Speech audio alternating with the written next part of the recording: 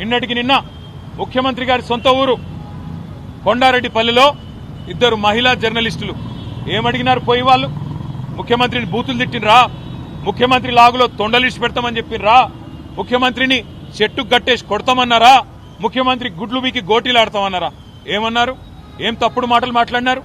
వాళ్ళు పోయి కేవలం ముఖ్యమంత్రి సొంత ఊళ్ళో రుణమాఫీ అయిందా లేదా అని రైతులను అడుగుతుంటే అక్కడ కాంగ్రెస్ చిల్లరగాళ్లు, కాంగ్రెస్ కిరాయి గూండాలు ఇద్దరు మహిళా జర్నలిస్టుల మీద దాడి చేయడమే కాకుండా వారిని కొండారెడ్డిపల్లె నుండి అచ్చంపేట నియోజకవర్గం నుండి కల్వకుర్తి నియోజకవర్గం వెల్దండ పోలీస్ స్టేషన్ దాకా వాళ్లను కార్లేసుకొని సినిమాల్లో చూపెట్టినట్టు వాళ్ళను వెంబడించి బెదిరించి వాళ్ళ మీద పడి రక్కినంత పనిచేసి నికృష్టంగా ఈ ముఖ్యమంత్రి నికృష్ట మనస్తత్వానికి ఒక నిదర్శనంగా కాంగ్రెస్ నాయకులు, కాంగ్రెస్ కార్యకర్తల తీరు ఉందని చెప్పక తప్పడం లేదు.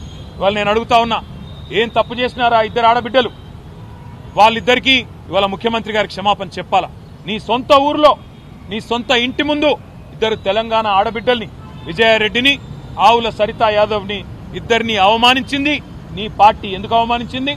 ఒకే ఒక కారణం, నీ బండారం బయట పెడుతున్నందుకు, నీ రుణమాఫీ జరగలేదు అనే వాస్తవాన్ని ప్రజల్లోకి తీసుకుపోతున్నందుకు ఇవాళ వాళ్ళ మీద ఈ రకంగా దాడి చేయడమే కాకుండా మళ్ళీ నిన్నటి నుంచి నికృష్టమైన రోత పుట్టించే వార్తలతో సోషల్ మీడియాలో కూడా నికృష్టమైన మాటలు మాట్లాడుతూ ఉన్నారు కాంగ్రెస్ నాయకులు.